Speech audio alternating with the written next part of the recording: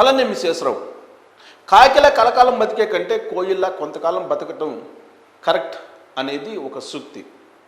ఇది Tamil Nadu CM Joseph Vijay alias Thalapathy విజయ్కి వర్తింపజేస్తే ఎగ్జాక్ట్గా సరిపోతుంది. కారణం ఏంటంటే అవినీతికి వ్యతిరేకంగా పోరాటం చేయడానికి ఆయన నిర్ణయం తీసుకున్నారు. ఆ నిర్ణయంలో భాగంగా 1000 రూపాయలు లంచం అడిగితే దానికి సంబంధించిన ఆధారాలు ఇస్తే మీకు 1,00,000 బహుమతి అని చెప్పి ఆయన అనౌన్స్ చేశారు. ఇది పాలకులు కానీ అధికారులు కానీ ఎవరైనా సరే లంచం అడిగితే మీరు ఇమీడియట్గా ఆధారాలు సహా కంప్లైంట్ చేస్తే మీకు 1000కి 1,00,000 రూపాయలు బహుమతి అని చెప్పి అనౌన్స్ చేశారు. ఏంటి ఈ ఈక్వేషన్ ఏంటి? 1000కి 1,00,000 అనేది ఏంటి అని అంటే ఆయన టీవీకే పార్టీ ఆవిర్భావ సభలోనే అవినీతి వ్యతిరేకంగా నినదించారు. అంతేకాదు విజయకాంత్ పార్టీ పెట్టి ఆయన రాజకీయాల్లో చురుగ్గా పాల్గొన్నప్పుడు కూడా దోపిడీదారులారా మీరు వెళ్ళిపోండి అని చెప్పి నినాదం చేశారు. బహుశా అది కూడా వంట పట్టినట్టుంది విజయ్కి. ఇప్పుడు అందుకే అవినీతి వ్యతిరేకంగా ఆయన ఒక సైన్యాన్ని తయారు చేశారు. ఆ సైన్యం పార్టీలో ఉండేటువంటి సైన్యం కావచ్చు, ప్రజల నుంచి వచ్చేటువంటి వాళ్ళు కావచ్చు, ఒక సైన్యంగా ఏర్పడి అవినీతి పాల్పడేటువంటి పాలకులు కానీ లేదంటే ప్రభుత్వ ఉద్యోగులు కానీ వెంటబడి వేటాడి చట్ట ప్రకారం శిక్షిద్దాము, మీరు ఆధారాలతో సహా కంప్లైంట్ చేయండి అని చెప్పి టోల్ ఫ్రీ నెంబర్ని అనౌన్స్ చేశారు. ఇక ఆ టోల్ ఫ్రీ నెంబర్ నిర్వహణ కూడా పగడ్బందీగా నిర్వహించడానికి ఆయన ఏర్పాట్లు చేశారు. ఇంతకీ 1000కి 1,00,000 ఏంటి ఆ స్కీమ్ అని అంటే ఆయన ఉద్దేశం ప్రకారం ఎన్నికల్లో ఆయన చేసిన ప్రచారం ప్రకారం 1,000 రూపాయలు ఖర్చు పెడితే ప్రభుత్వంలో ప్రజా సంక్షేమం కోసం లేదా ప్రజా వనరుల కోసం అది క్షేత్రస్థాయిలో 100 రూపాయలు మాత్రం వెళ్తుంది, బట్ ఆన్ రికార్డు 1000 రూపాయలు ఉంటుంది అని. అంటే 1000కి 100 రూపాయలు పనే జరుగుతుంది, మిగతా 900 రూపాయలు పాలకులకి ప్రభుత్వంలో ఉన్నటువంటి ఉద్యోగులకి వెళ్ళిపోతుంది అనేది ఆయన ఉద్దేశం. అందుకే ఆయన ఇప్పుడు 1000 రూపాయలు అడిగితే 1,00,000 రూపాయలు బహుమతి అని చెప్పి అన్నారు.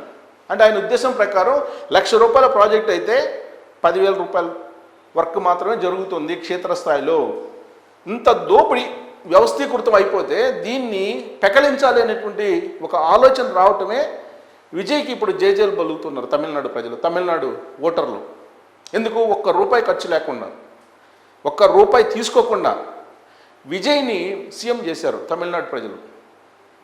అందుకే ఇప్పుడు తమిళనాడు ప్రజలకి ఏదైతే ప్రామిస్ చేశారో అది నెరవేర్చడానికి ఇప్పుడు విజయ్ ముందుకు వచ్చారు. ఈయన తీసుకున్నటువంటి ఈ నిర్ణయం ఇప్పుడు ప్రత్యర్థుల్లో ఒక వణుకు పుట్టిస్తుంది, ప్రత్యర్థుల గుండెల్లో రైళ్లు పడిగిస్తుంది. కానీ కారణం ఏంటంటే ఇప్పటి వరకు అవినీతిని వ్యవస్థీకృతం చేశారు. అసలు అఫీషియల్ లంచం 15%, ఇప్పుడు పెరిగినటువంటి రేట్ల ప్రకారం 15 కాదు 25% అని చెప్పి పెంచేశారు. దీని మీద రాజకీయంగా పరస్పరం ఆరోపించుకుంటూ ఉంటారు పార్టీలు. అధికారంలో ఉండేటువంటి పార్టీ మీద ప్రతిపక్షాలు, ఇదే ప్రతిపక్ష పార్టీ అధికారంలోకి వస్తే మళ్ళా అదే ఆరోపణలు ఆ పార్టీ మీద వినిపిస్తూ ఉంటాయి. అంటే వ్యవస్థీకృతం చేశారు.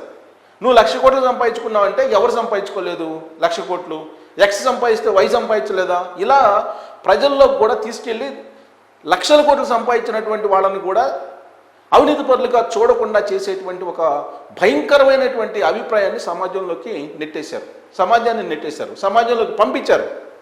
అందుకే ఇప్పుడు 1,00,000 రూపాయలు అవినీతి పాల్పడ్డారు, లేదా 10,000 కోట్లకు పాల్పడ్డారు, లేదా 1,00,000 కోట్లకు పాల్పడ్డారు, 2,00,000 కోట్లకు పాల్పడ్డారు అని చెప్పి విమర్శించినా కానీ ప్రజలు నాన్ సీరియస్గా తీసుకునేటువంటి పరిస్థితికి సమాజాన్ని తోచేశారు పాలకులు కొంతమంది, అలాగే ప్రభుత్వ ఉద్యోగులు. తాజాగా హైదరాబాద్లో ఈ వాటర్ వర్క్స్కి సంబంధించిన జిఎం ఆయన మీద ఏసీబీ వాళ్ళు రైడ్ చేస్తే 100 కోట్లు బయటపడ్డాయి. ఒక సాధారణ ఉద్యోగి ఇంట్లో 100 కోట్ల రూపాయల విలువైనటువంటి ఆస్తులు ఉన్నాయని అంటే ఏ స్థాయిలో అవినీతి ఉంది అనేది ఆలోచించాలి. అందుకే విజయ్ ఏం చేస్తున్నారు, ఇప్పుడు నిజంగానే వ్యవస్థీకృతంగా అయినటువంటి అవినీతిని పెకలించడానికి ప్రత్యేకమైనటువంటి స్వేచ్ఛను, స్వయం ప్రతిపత్తి కల్పించేలా ఏసీబీని ఆయన తయారు చేస్తున్నారు. ఏసీబీ డిపార్ట్మెంట్ని ఆయన బలోపేతం చేస్తున్నారు. అందుకే ఏసీబీ ముళ్ళును ముళ్ళుతో తీయాలి, వజ్రాన్ని వజ్రంతో కొయ్యాలి.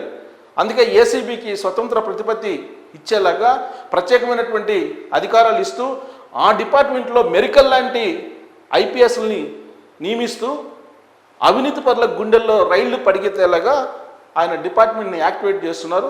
దానికి తగ్గట్టు ప్రజల నుంచి ఆయన కంప్లైంట్స్ని తీసుకునేదానికి టోల్ ఫ్రీ నెంబర్స్ని కూడా ఎక్కడెక్కడ డిస్ప్లే చేస్తూ ఉన్నారు. ఇది కదా కావాల్సిన సమాజానికి. ఇప్పుడు ఆయన ఉద్దేశం ప్రకారం, ఆయన చెప్తున్నట్టు లెక్కల ప్రకారమే ఇప్పుడు 1000 రూపాయలు ఖర్చు పెడితే 100 రూపాయలు మాత్రం ప్రజలకు చేరుతుంది. అంటే 1,00,000 రూపాయలు ఖర్చు పెడితే 10,000 మాత్రమే చేరుతుంది. ఈ లెక్కన ఎంత అవినీతి వ్యవస్థీకృతం అయింది అనేది అర్థం చేసుకోవచ్చు మనం. దీన్ని వ్యతిరేకిస్తూ ఇప్పుడు విజయ్ పెద్ద ఎత్తున ఉద్యమం చేస్తున్న ఒక సీఎం హోదాలంటే మామూలు విషయం కాదు.